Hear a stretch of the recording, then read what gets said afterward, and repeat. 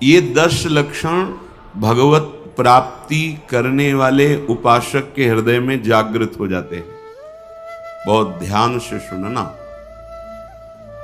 ये 10 लक्षण जब प्रकट होने लगे तो जान लेना कि अब हमारा परम सौभाग्योदय होने जा रहा है। बस हम भगवत साक्षात्कार के नजदीक हैं। जब तक इन 10 लक्षणों में कमी दिखाई दे तो संभालो इन 10 लक्षणों को अपने जीवन में पक्का। इन 10 का पूर्ण होना मतलब भगवत साक्षात्कार होना। धृति क्षमा दमोस्तेयम शौचमिंद्री निग्रह धीर विद्या सत्यम क्रोधो दशकम धर्म लक्षणम। धृति सबसे पहला है। धृति किसी भी प्रकार का संकट, अपमान, विपरीतता, प्रतिकूलता, दुख आ जाए, पर जो हमने भगवत प्राप्ति का लक्ष्य लिया है, चाहे गृहस्थ हो या विरक्त हो, भगवत प्राप्ति का लक्ष्य लिया है, अब वो नहीं छूट सकता, चाहे कुछ भी हो। पहला लक्ष्य स्वीकृति से लिखा है। बहुत जोर की बात है। खुली वस्तु रखी है, बिगड़ी जन्म अनेक की अब वहीं सुधरे आज हो ही ना। ये स्वीकृति बहुत बड़ी बात है। अपने लोग देहाभिमानी हैं तो क्रियाओं पर संतोष करते हैं, क्रियाओं पर विश्वास कर लेते हैं कि मैं ये कर रहा हूं, इसके फलस्वरूप ऐसा मिलेगा। लेकिन उस सब करने का फल होता है होना, और वो सत्संग से प्राप्त हो जाता है एक क्षण में। इसीलिए स्वर्ग सुख, मोक्ष सुख, मर्त्यलोक के सुख की बात क्या, सत्संग के समान नहीं रखा गया। तात स्वर्ग अपवर्ग सुख धरी तुला एक अंग, तूलन ताहि सकल मिल जो सुख लव सत्संग। स्वीकृति बहुत जोर की बात है। पहला है धृति। धृति माने किसी भी प्रकार का कोई भी अपमान, तिरस्कार, निंदा, परिस्थिति, विपरीतता आपके मार्ग में आवे पर आपकी स्वीकृति पे अंतर नहीं होना चाहिए। इसे धृति कहते हैं। धृति ये बहुत आवश्यक है भगवत मार्ग के पथिक को। जो स्वीकृति की हुई है उस पे कोई विक्षेप नहीं पड़ना चाहिए। जो होना सो हो जाए, स्वीकृति नहीं बदलनी चाहिए। बस तुम्हारा ये था माम प्रपद्यन्ते तास तथैव भजाम्य हम। कोई भी परिस्थिति, कोई भी विपरीतता, कोई भी अपमान हमारी स्वीकृति में अंतर नहीं डाल सकता। मृत्यु स्वीकार करना अच्छा है, पर स्वीकृति पे अंतर नहीं आना चाहिए। वही स्वीकृति भगवत प्राप्ति करा देगी। गोस्वामी जी बाद में सब बातें कह रहे, पहले कह रहे बिगड़ी जन्म अनेक की अब वहीं सुधरे आज। हमारी धृति इतनी कमजोर है कि प्रतिकूलता के आभास मात्र में हम छोड़ देते हैं। प्रतिकूलता तो है ही नहीं, प्रतिकूलता के आभास, शायद प्रतिकूलता आ जाए, इससे हम भाग पड़ते हैं। ये कायरों का मार्ग नहीं है भगवत प्राप्ति। अज्ञान को छोड़िए। क्या तुम प्रभु को छोड़ दोगे तो दुखों से बच जाओगे क्या? जो कछ लिखा लिलाट दुख सुख देह संग, भुगतेगो जहां जाएगो या सिद्धांत भंग। या सिद्धांत अभंग तजत क्यों धीरज प्राणी। यही धृति। तजत क्यों धीरज प्राणी, वृंदावन परिहरे प्रिया प्रीतम रजधानी। स्वामिनी जी के महल को, स्वामिनी जी के चरण आश्रय को छोड़कर तुच्छ विषयों की तरफ कदम बढ़ा देना, स्वीकृति आपकी बहुत कमजोर है। बिगड़ जाएगा, ये जन्म बिगड़ जाएगा। पता नहीं किस युग में ये स्वीकृति का अवसर मिलेगा कि नहीं मिलेगा। कितना भी संकट आवे, धैर्य नहीं छोड़ना। सब कुछ सहना है, राधा राधा कहना है। नियम बना लो, जीत जाओगे। काल पर भी विजय प्राप्त कर लोगे। विश्वास करो, ये मंत्र मान लो, सब कुछ सहना है।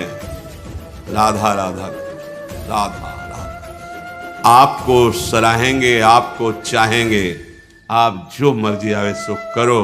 सराहेंगे आपको, कोसेंगे नहीं, आपको सराहेंगे और आपको ही चाहेंगे।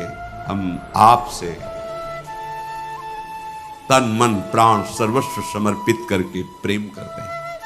ये प्रेम मार्ग की बात। भगवत प्राप्ति करना है तो पहली बात है ये धृति। ये धैर्य रखो। ये नहीं देखा जाता, धैर्य नहीं दिखाई देता, धैर्य नहीं। जरा सा विचलता हुई, भाग पड़े। कहां भागोगे? जिधर भाग के जा रहे उधर तो विचलता का समुद्र है। यहां तो विचलता तुम्हें अविचल स्थिति प्रदान करने के लिए है। यहां का भय तुम्हें निर्भय पद प्रदान करने के लिए है। और इस भय को स्वीकार करके भाग रहे हो तो महाभयावह प्रवाह है संसार का, बहते चले जाओगे।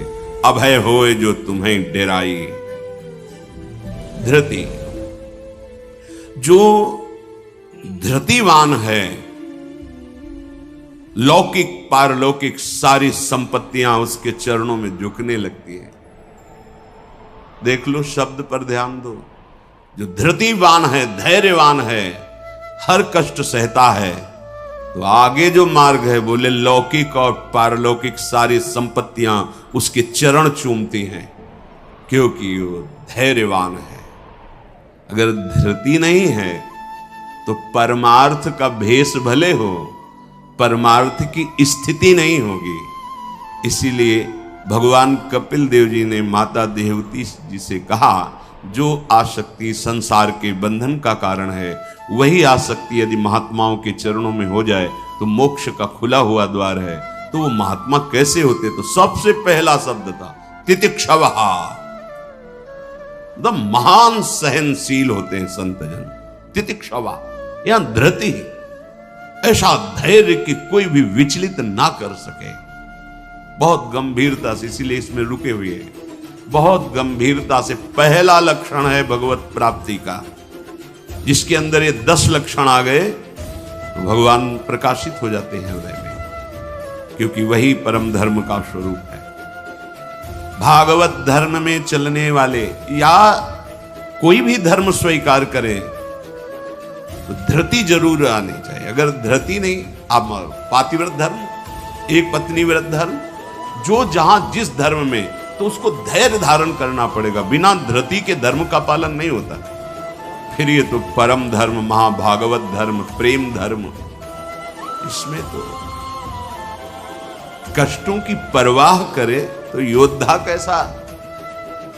अगर अनुकूलता, प्रशंसा, मान और सुख की चाह है तो परमार्थ का पथिक कैसा। अभी भ्रम में है वो। किसकी अनुकूलता? किसकी अनुकूलता? शरीर की। चाहे जितना अनुकूलता देते रहो, नष्ट होगा। इसकी अनुकूलता नहीं। श्री कृष्ण अनुकूल ले। श्री कृष्ण की अनुकूलता को देखो कि हमारे शरीर, मन, वाणी, चेष्टा प्रभु के अनुकूल हो। उसके लिए तुम धैर्यवान बनो। चाहे जितनी निंदा हो, अपमान हो, तिरस्कार हो, संकट आवे, विपत्ति आवे, परवाह नहीं। तो हर विपत्ति संपत्ति बन जाएगी। देख लेना, लिखा है कि जो धैर्यवान होकर परमार्थ में चलता है तो लौकिक और पारलौकिक सिद्धियां और सफलता उसके चरणों में आ जाती है। श्री राधा किंकरीणाम लुठति चरण यो रद्भुता सिद्ध कोटि। करोड़ों प्रकार के वैभव सिद्धियां उसके चरण दास्ता में आ जाती, हाथ जोड़े खड़ी रहती है जब सेवा की आज्ञा हो। दूसरी बात, दूसरा लक्षण है क्षमा। अपने साथ कोई बुराई कर रहा है, भगवत प्राप्ति करनी तो संसारिक आदमी इन बातों को समझ भी नहीं सकता, क्योंकि उसका उद्देश्य अंतःकरण धर्म में अहम ममत्व स्थापित करके भोगों को भोगना और उसी में सुखी होना है। अभी अज्ञान है, वो नहीं समझ रहा। ये परमार्थ के पथिक की बात है। क्षमा, ये इसलिए बोला, वो सामने वाला हमको ऐसा बोलता है, हम चुप रहेंगे। कैसे चुप रह सकते हैं? सामने वाला कौन है? अगर तुम संसारी हो तो संसार है, और परमार्थिक हो तो तुम्हारा आराध्य देव है। तुम्हारी वही तत्व दृष्टि होनी चाहिए जिसकी प्राप्ति के लिए निकले हो। कब करोगे, किस जन्म में करोगे? अभी इसी क्षण से अभ्यास शुरू करो। क्षमा, अपने साथ बुराई करने वाले को दंड देने या दिलाने की पूरी शक्ति होने पर भी, दंड देने या दिलाने की आज्ञा करते ही विध्वंस मच जाएगा, ऐसा होने पर भी ना तो शरीर से दंड दे, ना वचन से दंड दे, ना किसी से प्रेरित करके दंड। हम तो नहीं करेंगे, पर तुम देखो, तुम हमारे शिष्य हो, हम तो सह गए, तुम्हें नहीं सहना चाहिए, जाओ। तो बात एक ही हो गई, बात एक ही हो गई। आप उसको दंड देना चाहते हैं तो आपके अंदर क्षमा बल नहीं है। करत जे अनशहन निंदक तिनहु पे अनुग्रह। ना इस लोक में तुम्हें दंड मिलेगा और ना परलोक में दंड मिलेगा। मेरे अपमान, मेरे निरादर, मेरी निंदा, मेरे तिरस्कार का तुम्हें कहीं दंड ना मिले। तुम्हारी बुद्धि शुद्ध हो, स्वस्थ रहो और भगवान प्रसन्न हो। ये है परमार्थ के पथिक का हृदय। विचार करो, जो अनशहन करके निंदा कर रहा है, अपमान कर रहा है, तिरस्कार कर रहा है, उसके लिए ठाकुर हरिदास जी के कोड़े पे कोड़े वो बरसा रहे निर्दयी और कह रहे हरि बोल कहता है। तब ऐसी पीड़ा में भी मुस्कुरा के कहते हैं भगवान बड़े कृपालु हैं, तुम्हारा मंगल करेंगे क्योंकि तुमने भी कहा हरि बोल। तो ये 2 अक्षर हरि नाम तुम्हारी जिह्वा पे आया, अब मुझे विश्वास हो गया कि भगवान तुम्हारा मंगल कर दे। ये है महाभागवत की स्थिति। कितना भी अपमान, कितना भी क्लेश या निंदा करे, उसके लिए ना मन से अमंगल भाव हो, ना वचन से हो। देखो पूरी शक्ति है, पर ऐसे ऐसे महापुरुष रहे हैं कि अगर वो संकल्प कर ले तो क्या ना हो जाए। इतना उनके पास भजन बल है, तप बल है। साधारण आदमी उनका अपमान करके पीट के चला जाता। वो बताते भी नहीं कि किसने पीटा है, कभी नहीं। वो कभी लौट कर भी नहीं देखते किसने ऐसा क्यों किया है। क्यों? क्योंकि अगाध बोध संपन्न महात्मा जैसे अपने हाथ से, अपनी दांत से अपनी जिह्वा, अपने द्वारा कोई चेष्टा जो अपने को पीड़ा पहुंचा दे, किसको दंड देंगे? ऐसे वो आत्मस्वरूप सर्वत्र अनुभव करते हैं। इसलिए राग द्वेष रहित महात्मा के हृदय में ये आता ही नहीं है कि इसको दंड दिया जाए। अपने साथ बुराई करने वाले को दंड देने दिलाने की पूरी शक्ति रहने पर भी उसको दंड देने या दिलाने की भावना मन में भी ना आए और उसके हर अपराध को सहकर यथोचित चेष्टा करे कि उसको सुख पहुंचे, उसे भगवत साक्षात्कार होता है। उसे क्षमा कहते हैं। श्रीपाद प्रबोधानंद जी ने कहा नीचापमानम शुद्धा। नीच शब्द इसलिए कि आप उससे महान हैं, आप उस पर शासन कर सकते हैं, आप उसको दंड दे सकते हैं, पर उसके द्वारा किए हुए अपमान को सह गए। कैसे? अमृत मान करके। अमृत, नीचा अपमान। जब कोई गाली दे, निंदा करे, अपमान करे, तब ये बात आवे भगवान इसका मंगल करे। ये भक्त हृदय होता है। अनुकूलता में तो सब कोई आशीर्वाद देने के लिए तैयार हो जाएगा। प्रतिकूल परिस्थिति में भगवत भाव युक्त हृदय होकर कोई अमंगल सोच भी उसके लिए ना करना, ये होता है। देखो, सर पे प्रहार किया नित्यानंद महाप्रभु के, जो जगाई मधाई के चरित्र में महाप्रभु जब चैतन्य देव ये देखा तो सहन नहीं कर पाए। ऐसे महाभागवत के प्रति ऐसा अपराध, क्रोधावेश तो चरण पकड़ लिए नित्यानंद महाप्रभु। चैतन्य महाप्रभु का प्रभु, ये आपकी विशेष कृपा के पास है। नाथ, आपका अवतार दंड देने के लिए नहीं हुआ, आप कृपा कीजिए। ये आप कह दो कि वो तो अवतारी पुरुष हैं, तो हम किनके बच्चे हैं? हम किस मार्ग में चल रहे हैं? हम उन्हीं के तो बच्चे हैं, उन्हीं की तो अंश हैं, उन्हीं की तो शरण में है। वही नाम जो बोल रहे हैं वही तो हमें दे रहे हैं, कोई दूसरा नाम थोड़ी दे रहे। वही कृष्ण नाम दे रहे हैं, वही राधा नाम दे रहे हैं, जिसमें ऐसी अपार सामर्थ्य है। वो तो स्वयं प्रभु हैं, पर हम कौन हैं? उन्हीं प्रभु के तो अंश हैं, उन्हीं प्रभु के बच्चे हैं, उन्हीं के चरण शरण में हैं। उन्हीं के वचनों के अनुसार चले तो वैसी ही कृपा का अनुभव होने लगेगा। क्षमा। पहला धृति, दूसरा क्षमा। तीसरा है दम। दम कहते हैं इंद्रियों को विषयों से हटाकर प्रभु में लगाना। ये भगवत प्राप्ति के लक्षण वाले महापुरुष का जो भाव है, दम, दमन करना। हमारी इंद्रियां बहिर्मुख होकर भोग भोगना चाहती हैं, इनका स्वभाव बन गया है। दुर्वासना मम सदा परिकर्षयन्ति। विषय इतने प्रबल हो रहे हैं कि इंद्रियों को अधीन कर लिए। इंद्रियां इतनी प्रबल हो रही कि मंथन करने वाली प्रमथन स्वभाव वाली मन को अधीन कर लिया है। मन इतना प्रमथन स्वभाव वाला बुद्धि को अधीन कर लिया। अब बुद्धि विषय में सुख मान करके सब छूट दिए हैं, तो इंद्रियां मन विषयों में विचरण कर रहे हैं। जो भगवत प्राप्ति करने की लालसा वाला उपासक है, वो दम रूपी सद्गुण से युक्त होता है। दम अर्थात दमन करना, इंद्रियों का दमन करना थोड़ा कठिन है। कामा संजायते क्रोधा, क्रोधा स्मृति विभ्रमा। जब हमारी कामना बन जाती है कि ये मैं भोग भोगूं और उसमें बाधा पड़ती तो क्रोध आ जाता है। बस ये कामना संकल्प न बनने पावे तो बहुत जल्दी निवृत्त हो जाएंगे। संकल्प बनने का समय हम देते हैं। जब कोई भी इंद्री का विषय आकर्षित होता है तो मन उसको विस्तार से सुख का, भोगा हुआ सुख या सुना हुआ या दृश्य में आया हुआ भोगने की लालसा, और आप अपने भगवत विस्मरण कर दिए और उसमें तन्मय हुए, संकल्प बना, गड़बड़ हो गया। अब परमार्थ से भ्रष्ट कर देगा। आज नहीं तो कर, क्रिया बने ना बने भ्रष्ट कर देगा। संकल्प ही न बनने पाए। संकल्प बनने की छूट कब देते हैं? जिस समय हम ये भूल जाते हैं कि हमारा लक्ष्य भगवत प्राप्ति है।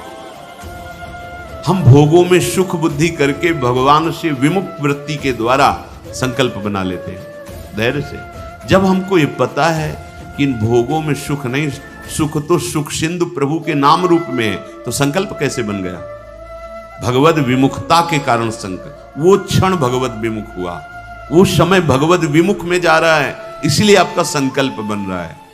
अगर नाम जप कर रहे हैं आप और आपका लक्ष्य है कि मुझे प्रभु के चरणारविंद की प्राप्ति करनी है, तो आप इंद्रियों का दमन स्वाभाविक कर लेंगे। बहुत सरलता सहजता से इंद्रियों का दमन हो जाता है। हमारी स्वीकृति ठीक नहीं है, इसलिए जैसे एक दिन एकांतिक में चर्चा हुई थी, आप वैष्णव हैं, आप भगवत दासत्व के चिन्हों से युक्त हैं, आप भगवत प्राप्ति का मार्ग स्वीकार किए, चाहे गृहस्थ हो चाहे विरक्त। अब आपके सामने मांस परोसा जाए, आप खाएंगे? बिल्कुल ना, अंदर से ना बाहर से चेष्टा ही नहीं होगी। क्यों? क्योंकि आपकी स्वीकृति नहीं है। ठीक है, मदिरा ना अंदर से ना बाहर से स्फुरण ही नहीं होगा उसको पाने का। क्यों? आपके अंदर स्वीकृति ही नहीं। लेकिन बेविचार, मैथुन, गंदी बात, क्या आपकी ऐसी स्वीकृति है जैसे मदिरा और मांस के प्रति है तो उसी पंक्ति में, पर आपने इसके लिए स्वीकृति छोड़ दी, आपने इसकी गुंजाइश रख ली। अब आप गिर जाएंगे, आपकी इंद्रियां आपको गिरा देंगी। दूसरे की जरूरत नहीं, आपका मन ही आपको परेशान कर देगा, भ्रष्ट कर देगा। क्या आपकी ऐसी स्वीकृति है? और है तो आप बोलो, आपके सामने मांस परोसा जाए, मदिरा रखी जाए, तो क्या अंदर से स्फुरण होगा? स्फुरण ही नहीं होगा। आप देख लो ना, स्फुरण ही नहीं होगा और आपकी भौं चढ़ जाएगी। आपको पता नहीं आपकी क्या, या तो उठ के चल देंगे, बिल्कुल संभाषण भी नहीं करेंगे। ऐसा ही जो शास्त्र विरुद्ध आचरण है, सबके प्रति क्यों नहीं हो रहा? जो हमारे शास्त्रों में भगवत प्राप्ति के विरुद्ध आचरण बताए गए, आप उनको एक लाइन में ही बताया गया है। आप उन शब्दों में दो को तो मान लिए त्याज्य, स्वीकृति ही नहीं उनके प्रति कि हम वैष्णव हैं, भगवत दास हैं। तो फिर व्यभिचार, मैथुन, ये गंदी चेष्टाएं, इसको उस पंक्ति में क्यों आप स्वीकृति में रख लिए? आपने स्वीकृति की है, और यदि आपकी स्वीकृति वैसे है तो आप बोलो कैसे हो सकता है? वो दो बातें जो बोली कैसे आप स्वीकार कर नहीं कर सकते? प्रार्थना करने पर, एकांत में मिलने पर भी आप उन वस्तुओं का सेवन नहीं करेंगे क्योंकि आपकी स्वीकृति नहीं। ऐसे ही स्वीकृति आपकी भगवत प्राप्ति की है तो उसमें बाधक है, फिर आप उस बाधक क्रिया को, बाधक चेष्टा को एकांत में क्यों करते हैं? अपना नाश क्यों करते हैं? ये इंद्रियां और मन मिलकर आपको स्वरूप विस्मृति के गर्त में डालती जा रही। जितना भोगों में सुख का अनुभव करोगे उतने ही आत्मस्वरूप के विस्मृति के गर्त में चले जाओगे। भगवत विस्मृति कामा संजायते क्रोधा, क्रोधा स्मृति विभ्रमा, स्मृति भ्रंशात बुद्धिनाशो, बुद्धिनाशात प्रणश्यति। भगवत प्राप्ति के लिए दमन करना सीखे इंद्रियों का। श्री हरिवंश नाम बल लहो, अपने मन भाई सब कहो, रहो शरण हरिवंश की। भगवत शरणागति और नाम जब दमन कर सकते हो इंद्रियों का, संकल्प बन जाएगा तो फिर बहुत मुश्किल पड़ेगा क्योंकि क्रोध प्रकट हो जाएगा। जिस इंद्री के संयोग सुख में आप तन्मय हो रहे हो, उस इंद्री सुख में बाधा पड़ेगी तो आपके अंदर राक्षसी भाव जागृत हो जाएगा। आप कुछ भी कर सकते हो, उस समय मन आपको अपने अधीन किए, आप राक्षसी बुद्धि से युक्त हो जाओगे। बहुत सावधान। दम पहले ही हमारा निश्चय है भगवत प्राप्ति, हम प्रभु से मिलने के लिए चले तो जो प्रभु के भाव में डूबे हुए महापुरुष जनों ने निषेध किया, ये नहीं, उसको बिल्कुल वैसे ही देखो जैसे और निषेध पदार्थ हैं। दम शब्द से है इंद्रियों का निग्रह, पर इंद्रियों का निग्रह होता है मन के द्वारा, और मन इंद्री दोनों मिल मना खष्टान इंद्रियाणि प्रकृति स्थान कर सेती, तो बची बुद्धि। अब बुद्धि शुद्ध हो तो मन पर अंकुश लगावे, लगाम खींचे तो इंद्री रूपे घोड़े सहज मार्ग में आ जाएं। सहज मार्ग है भगवत मार्ग, विषम मार्ग है संसार मार्ग। बहुत सावधान। और बुद्धि तभी शुद्ध रहेगी जब हर क्षण प्रभु का स्मरण करेगी। भगवान से वियोग प्राप्त हुई बुद्धि, वियोग माने भगवान से विलग हुई बुद्धि शासन नहीं कर सकती मन और इंद्रियों पर, और भगवान से योग को प्राप्त हुई बुद्धि इनको अपने शासन में रखेगी। तो बुद्धि योग कैसे बने? तो तेसाम सतत युक्तानाम भजताम प्रीति पूर्वकम तो ददामि बुद्धि योगम तम येन माम उपयान्ति ते। श्री भगवान के वचन। अगर तुम सतत भजन कर रहे हो तो बुद्धि भगवान से युक्त हो जाएगी, भगवान में तन्मय हो जाएगी, इतनी सामर्थ्यशाली हो जाएगी, जहां चाहेगी वहीं रथ को खड़ा कर देगी। लगाम है मन, घोड़े हैं इंद्री, शरीर है रथ, बैठा है जीवात्मा और हाँक रहा है सारथी बुद्धि। ईश भजन सारथी सुजाना, अपने आराध्य देव का सतत भजन मानो सुजान सारथी मिल गया है। अब मन रूपी लगाम को शासन में, तो घोड़े अपने आप सही मार्ग में। इंद्रियों का दमन अर्थात मन का निग्रह, अर्थात बुद्धि का परमात्मा में निरंतर जुड़े रहना। निश्चय में भजन होना चाहिए, बुद्धि कार्य निश्चय, भजन न छूटे। जीत गए आप तीसरे गुण दम को प्राप्त हो गए। चौथा अस्तेय, चोरी का स्वभाव ना होना। मन से, वाणी से, शरीर से किसी भी प्रकार की चोरी न करना। फूल लेने जा रहे हैं प्रभु, जनक जी के यहां निमंत्रण में आए हैं, विश्वामित्र जी को आमंत्रित किया गया है। फूल केवल है, कोई और वस्तु नहीं है। पर आप देख लीजिए उस प्रसंग में प्रभु मालियों से पूछते हैं, क्या मैं अपने गुरु सेवा के लिए कुछ पुष्प ले सकता हूं? स्वीकृति। हमारा स्वभाव बिगड़ गया है, बहुत सावधानी की जरूरत है। सोचते हैं कि हम चोरी करके दूसरे का धन, दूसरे का सुखी हो जाएंगे, कभी नहीं हो गए। अधर्माचरण करने वाला कभी, आपको थोड़ी देर हर्ष होगा, हर्ष शोक में परिणित हो जाएगा, शोक भयानक दुख पैदा कर देगा। बहुत सावधान, सिद्धांत को समझो और भगवत मार्ग में चले हो तो ऐसा होना ही नहीं चाहिए किसी भी तरह से। और ये वस्तु बहुत अच्छी लग रही है, नहीं, आज जो हमारी व्यवस्था कर रहा है कल व्यवस्था, हम व्यवस्था के लिए भगवत मार्ग में आए क्या? हम तो भगवत आनंद के लिए आए हैं। शरीर और मन प्राण उनको समर्पित है, वो जाने। किसी भी तरह की मन से, वाणी से, शरीर से चोरी नहीं होनी चाहिए।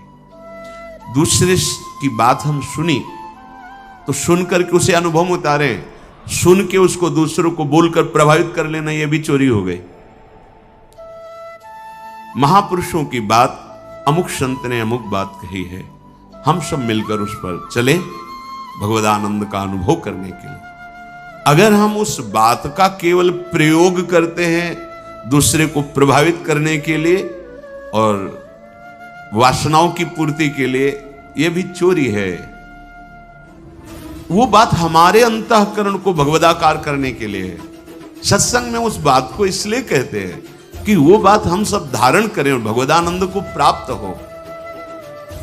किसी भी तरह का मन में या तन में या वचन में ये छुपाव भाव, ये चोरी भाव, हम चाहते कुछ हैं और वाणी से कुछ बोल रहे हैं, वो ठीक नहीं है।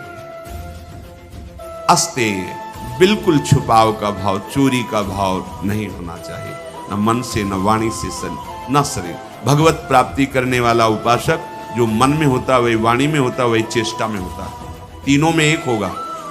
और जो विषयी जीव होता है उसके मन में कुछ और होता है, वाणी से कुछ और बोलता है, चेष्टाएं कुछ अलग दिखती है, ये ठीक नहीं है। जो मन में एक, वचन में एक, आचरण में वही, तीनों का मिलान कर लो, वही होता है अस्तेय। पहला था धृति, दूसरा क्षमा, तीसरा दम, चौथा अस्तेय, पांचवा है शौच। शौच कहते हैं पवित्रता को। उपासक को बाहर और भीतर दोनों से पवित्र होना चाहिए। अब सुंदरता बढ़ रही है लेप आदि से, वैसे पवित्रता नष्ट हो रही है, पवित्रता नहीं मिलेगी।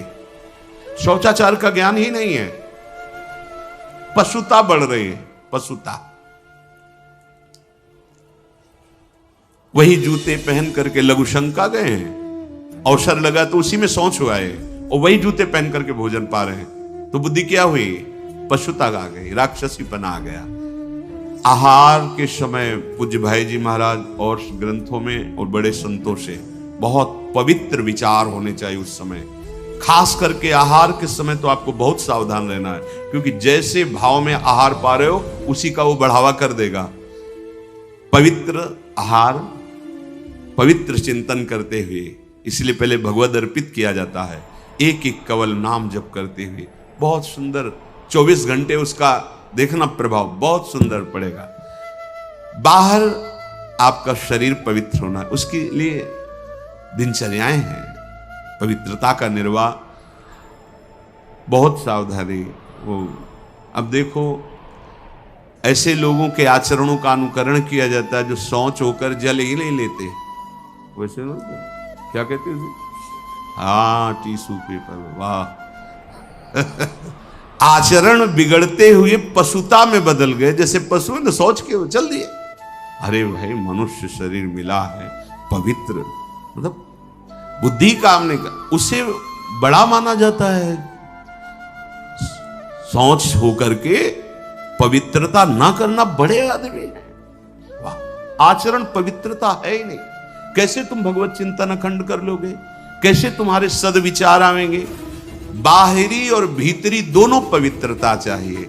बाहरी पवित्रता ये जल से, मिट्टी आदि, रजा, देखो चाहे जितना आप साबुन लगाओ हाथ में, बाद में थोड़ी रज का प्रयोग जरूर करो। रज से पवित्र माना, जिससे इतनी बड़ी बोतल में क्या आता है, डिटॉल वाला वो नहीं होता, उससे हाथ जो हैंड वॉश जो भी ऐसे ऐसे धो लिए, माना ठीक अच्छा है, पर रज का प्रयोग जरूर करें। थोड़ी रज लेकर हाथ, बिना रज से आप पवित्र नहीं माने जाएंगे। आप जैसे साबुन वगैरह तो करो, हम कहते करो, पर इससे आप रज का प्रयोग करो, एक बार ही सही। पर ऐसे रज आएगी तो नाली जाम हो जाएगी, और ऐसा नहीं, हम कहते थोड़ी तो प्रयोग करो रज का। नहीं, वो नाली तो खुल भी सकती है, इधर बुद्धि की नाली जाम हो गई तो और गड़बड़ हो जाएगा, नहीं हो जाएगा, जन्म जन्मांतर बिगाड़ती चली जाएगी। अब कैसे समझाएं, मतलब बड़ा समय विचित्र आ रहा है। लघु शंका में बैठना है तो जो सोच की सीट उसी पे बैठना है कि ये लघु शंका और निकले चल दिए। अरे पूरे अपवित्र हो गए, उस पे बैठने के लिए उतना ही वस्त्र धारण करो जितना तुम्हें धोना हो, तभी आप भगवत मार्ग में चले, तभी आप चल सकते हैं। बुद्धि काम नहीं करेगी। अब जरा सा भी कुछ भी मुख में जाता है तो हमें कई बार समझाना होता है, श्री जी का प्रसाद है, प्रसाद। तब मन मंत्र की तरफ बढ़ता नहीं, एकदम घबरा के मुख में कुछ गया जूठा हुआ तो उसे समझाना पड़ता है, चरणामृत है, श्री जी का प्रसाद है। अभ्यास। हम बातचीत कर रहे हैं और बाथरूम के पादुका में पैर जा रहा हो, बंद मंत्र, नाम चलना प्रारंभ। हमें बाद में ज्ञान होगा, वो पहले हो गया। अभ्यास।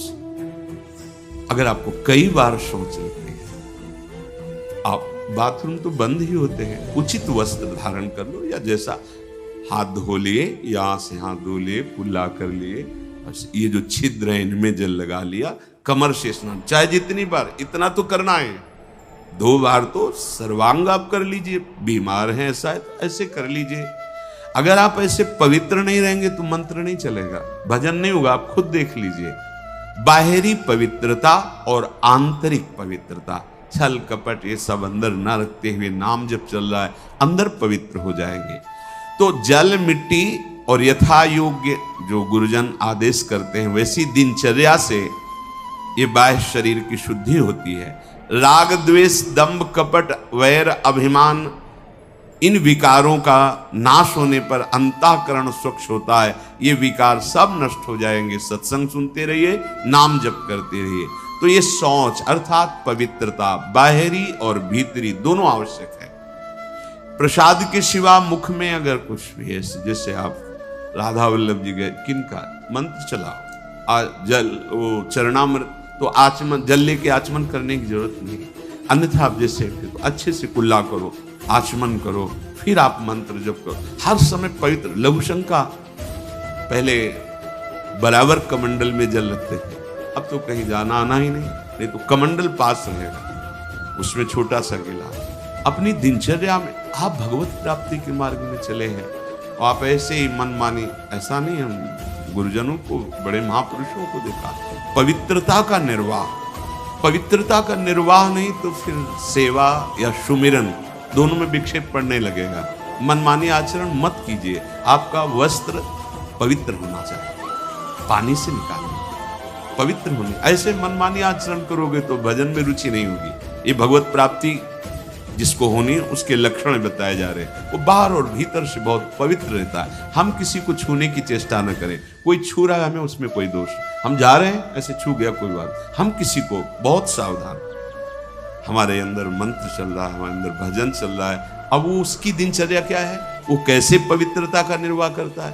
तो अगर वो हमसे ऐसे धक्का लगे तो हम उस अपने को नहीं मान, हम अपनी तरफ से चेष्टा नहीं करते। बिल्कुल भगवत मार्ग में जो भगवत प्राप्ति के लिए बहुत सावधानी की, पवित्रता की आवश्यकता है। फिर है छठा, शब्द स्पर्श रूप रस गंध। इनका ऐसा प्रभाव है कि खींच लेते हैं। जैसे अभी कोई ध्वनि बजने लगे, आ जाए, प्रभाव पड़ा शब्द का। अभी कोई चीख दे, शब्द का प्रभाव पड़ा ना, ऐसे रूप का प्रभाव पड़ता है, ऐसे रस का प्रभाव पड़ता है, गंध का प्रभाव पड़ता है, स्पर्श का प्रभाव पड़ता है। इसी प्रभाव को जीत ले जो, बस ये बात। हमारा जो नाम चल रहा है, अब कुछ भी गाए, कुछ भी बजाए, कुछ भी शोरगुल हो, उस पे अंतर नहीं पड़ना चाहिए। हम रूप आशिक हैं प्रियालाल के, आप कोई भी रूप हो, हम स्वादी हैं प्रियालाल के उच्छिष्ट के, अधरामृत, जो उनका उच्छिष्टामृत भुक्त वही हुआ। इसके अलावा कुछ भी अमृत भी हो तो हमारे लिए, हमारी गंध श्री जी के श्री चरणों में चढ़ी हुई तुलसी पुष्प, श्रीअंग का इत्र, प्रसाद, माला आदि, बस। इससे क्या होगा, शब्द स्पर्श रूप रस गंध पर आप विजय प्राप्त कर लेंगे। सनकादि के लिए जैसे आता है कि शब्द स्पर्श रूप रस गंध पर विजय प्राप्त की हुई महापुरुष के भी घ्राणेन्द्री में जब प्रभु श्री हरि के श्री चरणों की तुलसी की गंध गई तो प्रेम विकल हो गए, ऐसा था। ये जो हमारी इंद्रियां स्पर्श सुख में, देह सुख, स्पर्श सुख में, रूप में, रस में, गंध में, शब्द में हमें भगवत प्राप्ति करनी, इसका हमें परिवर्तन करना होगा। हमें जहां भागवतिक शब्द श्रवणेन्द्रिय में पड़े तो नाच पड़ना चाहिए, प्रापंचिक शब्द तो उदासीन हो जाना चाहिए। भगवत भाव से सबके चरणों में प्रणाम, मेरे प्रभु सब इन रूपों में समाये हुए, ठीक है। ऐसे कोई रूप और वास्तविक, जब आप इतने महान रूप की प्रेमी भाव में चल रहे हैं तो कोई रूप आकर्षण नहीं कर सकता, नहीं कर सकता, है ही नहीं।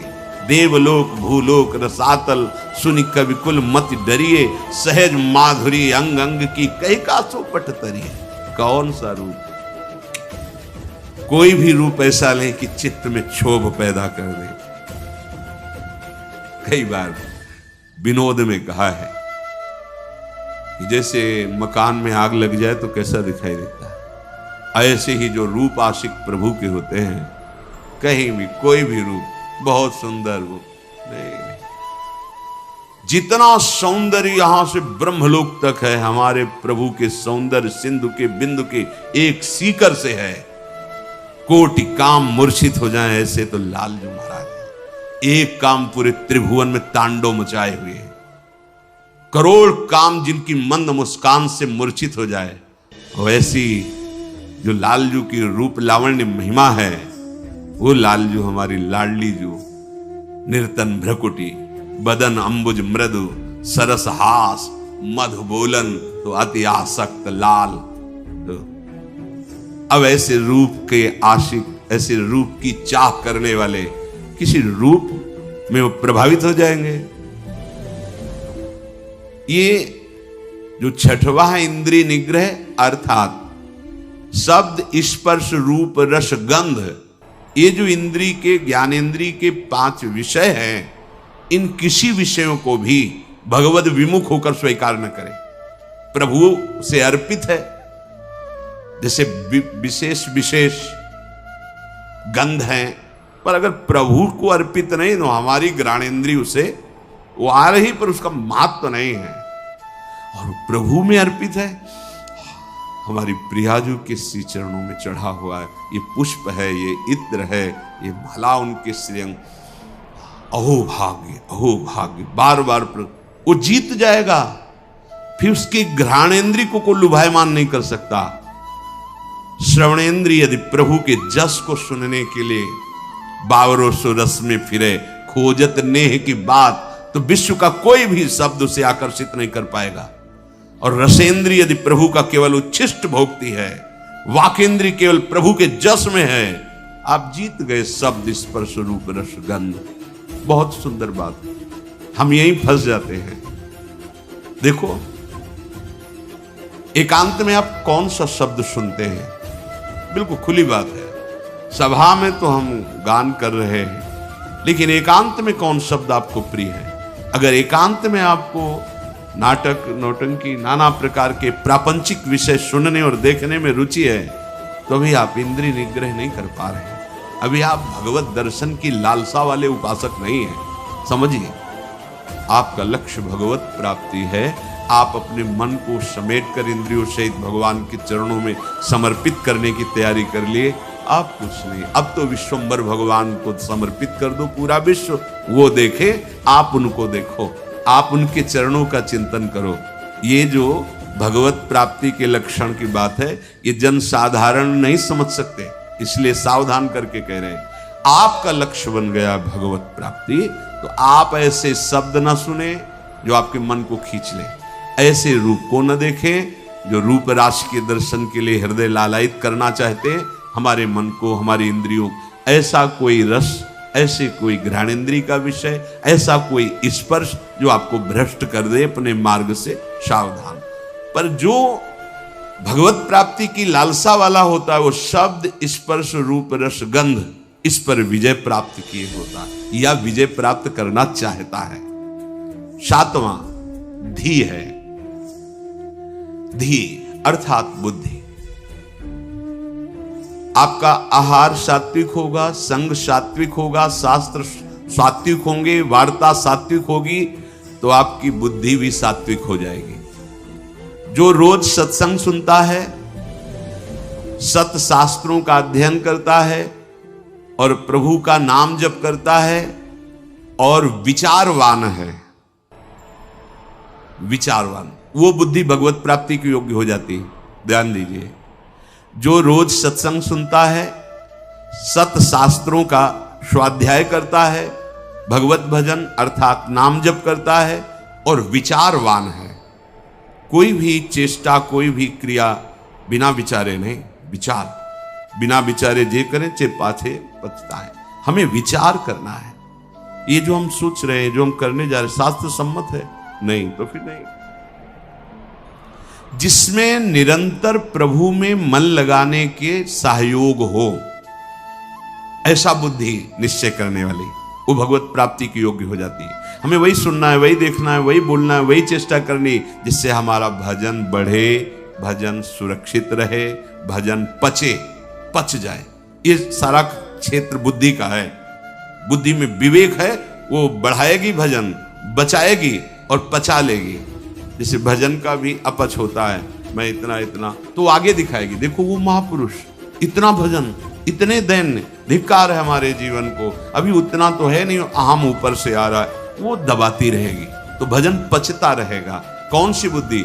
जो रोज सत्संग सुनती है, शास्त्र स्वाध्याय, नाम जप और विचारवान है, ऐसी बुद्धि भगवत प्राप्ति की योग्य हो, अर्थात निश्चय। अगर बुद्धि विषयों में लगी हुई है, धन संपत्ति मान को श्रेष्ठ मानती है, तो ये निश्चय ही नहीं कर पाएगी कि परमात्मा प्राप्ति करना है। भोगेश्वर प्रसक्ता नाम तया प्रहृत चेतसाम व्यवसायत्मिका बुद्धि समाधौ न विधीयते। आठवां है विद्या।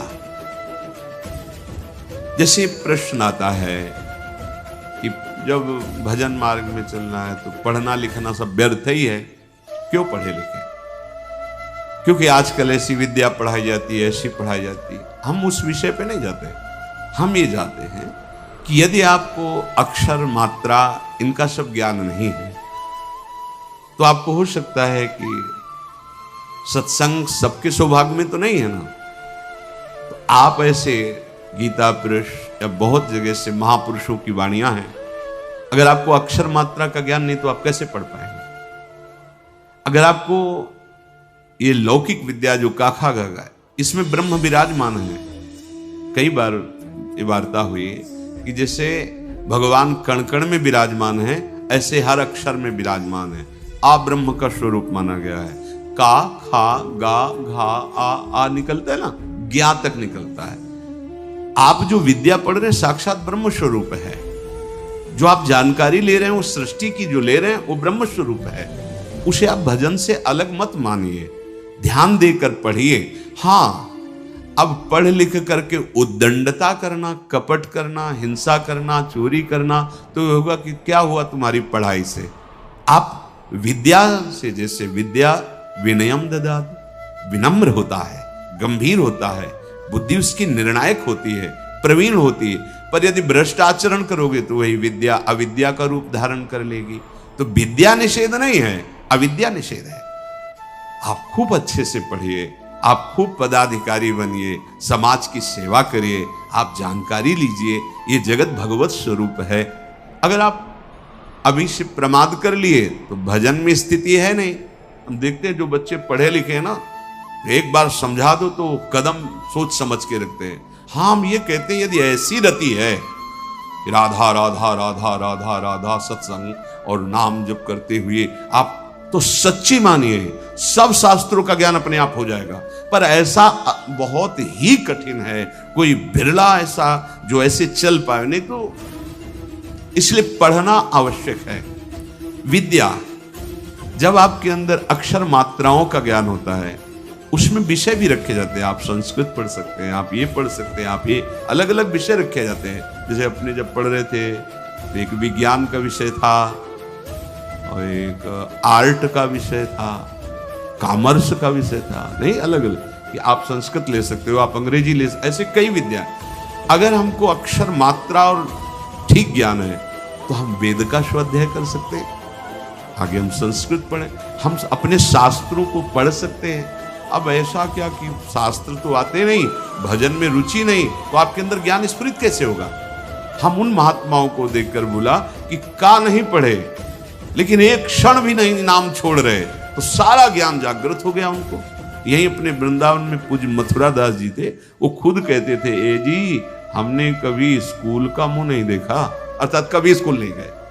ओ 50-50 श्लोक महाभारत के एक साथ बोलते चले जा रहे हैं और फिर नंबर बाय नंबर उसका अर्थ बताते चले जा रहे हैं। ये सब क्या हो रहा है? बड़ा विचित्र है। जब हमारा चित्त प्रभु में जुड़ जाता है तो प्रभु पूर्ण है, तो कोई भी ऐसा ज्ञान नहीं जो उसके अंदर, पर अभी खेलने कूदने की अवस्था में प्रमाद स्थिति के कारण वो आड़ लेते हैं कि हम भजन करेंगे और विद्या नहीं पढ़ते, इसलिए पढ़ना चाहिए। पढ़ो, अब हमारी समझ में आया है कि पढ़ो, अपने को पहले दिनचर्या में लाओ, माता पिता के अधीन रहो, शास्त्र की बातें समझने के लिए विद्या का अध्ययन करो, कोई पद मिलता है तो समाज सेवी बनो, अधर्म का त्याग करते हुए धर्म पे चलने वाला महात्मा ही माना जाता है, चाहे वो गृहस्थ में हो चाहे विरक्त में हो। इसलिए विद्या ही अध्यात्म विद्या की तरफ ले जाती है। आप पढ़े लिखे हो, हमारी बात समझ रहे हो, नहीं समझ नहीं पाओगे। अब पढ़े ही नहीं तो निवृत्ति का अर्थ क्या समझ पाओगे? पढ़े ही नहीं तो प्रवृत्ति का अर्थ क्या समझ पाओगे? उनकी बात जाने दो जिनको लोक परलोक से कोई मतलब नहीं है, बस शुरू है भगवान नाम निरंतर, वो सिद्ध महापुरुष। अब कहां वृत्ति है? स्कूल जाने की रुचि नहीं, विद्या पढ़ने की रुचि नहीं, मोबाइल के पूरे इंजीनियर हैं छोटे छोटे बच्चे। हाँ, मतलब अभी इतने बड़े हैं, वो क्या सर्च करना है आपको बोल दो, बस बोलिए, आप वो सर्च किए बैठे। क्योंकि वायुमंडल ऐसा है, वातावरण ऐसा है, 4 बच्चे जहां मिले तो बिना सीखे सब आने लगते हैं, उनको कुमार्गगामी प्रवृत्तियां। इसलिए विद्याध्ययन, शास्त्र स्वाध्याय, तभी वो अध्यात्म विद्या की तरफ बढ़ेगा। जिससे यथार्थ ज्ञान प्राप्त होता है उसे ही विद्या कहते हैं। नवा है सत्य। सत्य बोले, सत्य आचरण करे। असत आचरण, शास्त्र विरुद्ध आचरण नहीं। असत वार्ता। सत्य क्या है? भगवान है, सत्य नारायण है, सत्य श्री कृष्ण है। भगवत भाव से चर्चा करना, भगवत भाव से व्यवहार करना, ये सत्य आचरण होता है, ये सत्य वार्ता होती है। जैसा अंतःकरण और इंद्रियों में आपने निश्चय किया है वैसा ही बोलिए। उसमें छल कपट करके बनावटी शब्द दंभ वाले नहीं होने चाहिए। यह ध्यान में रखना चाहिए कि आप जो बोल रहे हैं उससे किसी के हृदय में ठेस नहीं पहुंचनी चाहिए। जो बोल रहे हैं उससे दूसरे को लाभ प्राप्त होना चाहिए। जो बोल रहे हैं वो यथार्थ सत्य होना चाहिए, कपट रहित, दोष रहित, अहित करने वाली वाणी नहीं होनी चाहिए। और 10वां है अक्रोध। कोई भी आपके प्रति कैसा भी बर्ताव करे, आपको क्रोध नहीं करना, यह नियम लेना है। इसमें दूसरा था क्षमा। क्षमा और क्रोध में अंतर। जो हमारे प्रति अमंगल बर्ताव कर रहा है उसका मंगल हो, कभी अमंगल न हो, यह क्षमा है। अब जो हमें क्रोध दिला रहा है तो हमें नियम लेना कि हमें गुस्सा नहीं करना, वो दिलाएगा। देखो, जब आप परमार्थ पे चलते हो तो आपके अंदर और बाहर दोनों जगह ऐसी परिस्थिति पैदा की जाएगी कि आपको क्रोध आवे, आपके अंदर की वृत्ति बिगड़ेगी। बाहर का ऐसा व्यवहार हो सकता है, आपका साथी, आपका मित्र, आपके पास रहने वाला साधक ही आपसे विपरीत ऐसी चेष्टा, उस समय वो प्रेरित है।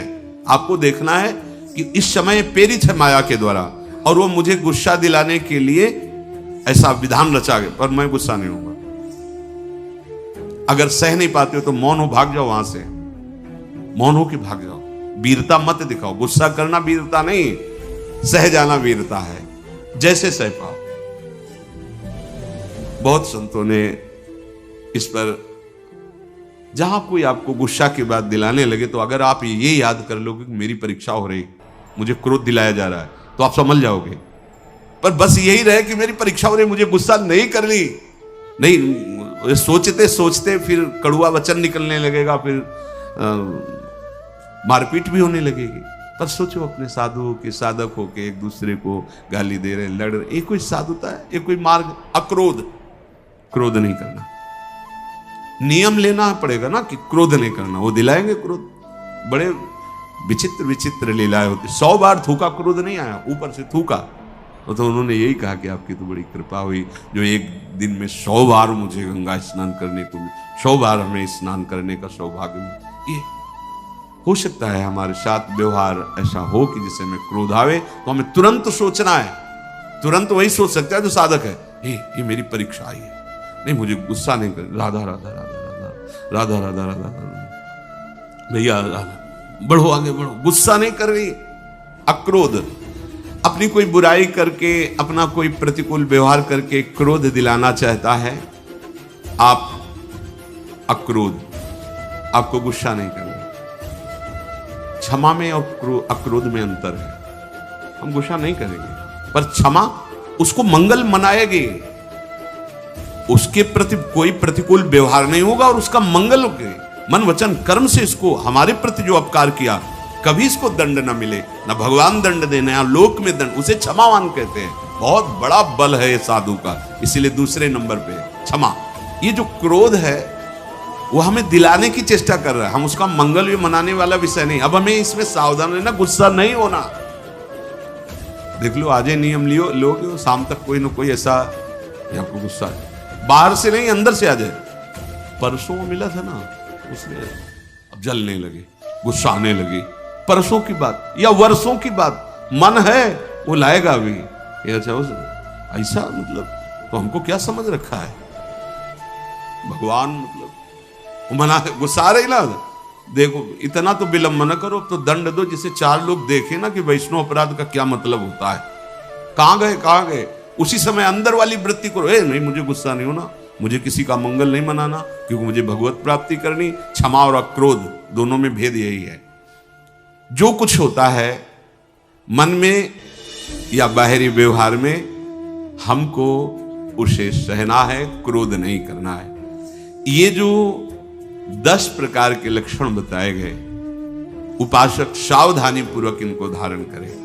अगर ये लक्षण है तो भगवत प्राप्ति निश्चित है।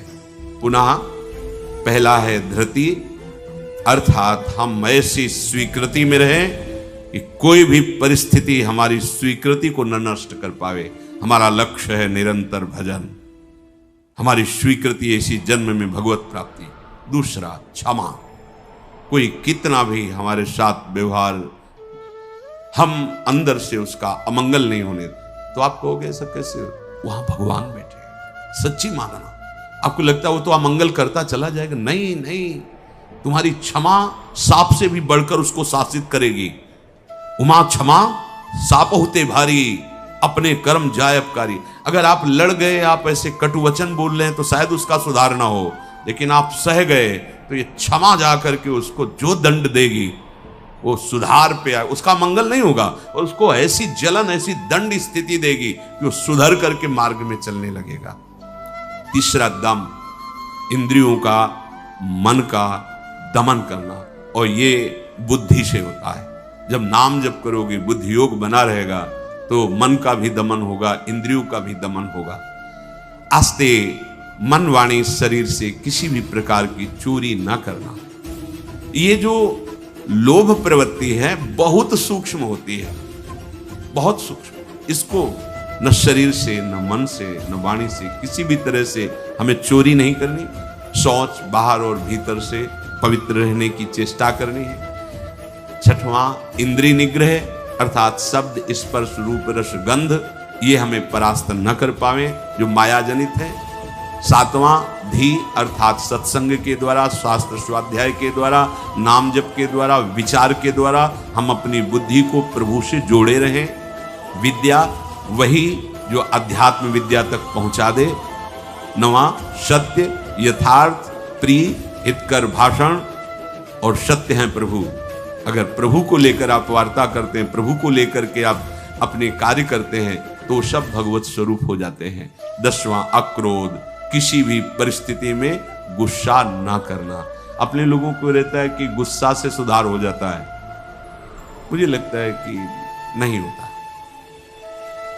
कि नहीं, जैसे हम गुस्सा करते हैं तो सब संभल जाते हैं, नहीं होता, क्योंकि वो आसुरी प्रवृत्ति है। आसुरी प्रवृत्ति से ना अपना मंगल होगा ना सामने वाले। हां, भगवत भाव रखते हुए अगर वो नाटक है तो कोई बात नहीं। गुस्सा का एक नाटक भी होता है, वो ऐसे से ऐसा, पर अंदर ना जलन है, ना अंदर द्वेष है, ना घृणा है। ये आप देख लो। ऐसा नहीं कि भरपूर गुस्सा हो गए फिर इसके बाद सिद्धि दिखाई कि हम तो नाटक कर रहे थे। वो भगवान अंदर बैठे हैं, वही भगवत प्राप्ति की बात है। बिल्कुल उसके प्रति भगवत भाव है, बिल्कुल कोई जलन नहीं किसी तरह की, और किसी तरह की अभद्र वाणी नहीं है। और आप शासन, आप ऐसा नहीं करना चाहिए, आप अगर आप ऐसा करते तो आप चलिए बाहर निकलिए, खड़े होइए। वो केवल सुधार के लिए माना जाएगा, जहां अंदर जलन नहीं हुई, अभद्र वाणी नहीं हुई और आपका भगवत भाव है। ये अक्रोध स्थिति में भी ऐसा आप बाहर दिखा सकते हैं, पर ये स्थिति छोटी मोटी नहीं है।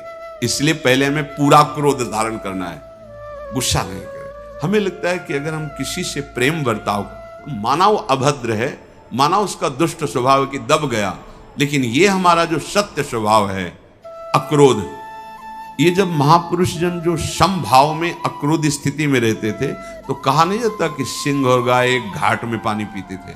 उसका प्रभाव होता था कि पशु पक्षियों में भी हिंसा वृत्ति, उनके अंदर क्रोध का आक्रोश होता, वो सब शांत हो जाता था, क्योंकि वो द्वेष रहित, दोष रहित अक्रोध स्थिति को प्राप्त महापुरुष हैं। तो उनका ऐसा प्रभाव है कि पशु भी उस समय वैर त्याग करके समभाव में स्थित रहते थे। प्रकृति पर उसका प्रभाव पड़ता है। इसलिए ये 10 लक्षण भगवत प्राप्ति के लिए अनिवार्य है। अब आगे जो चर्चा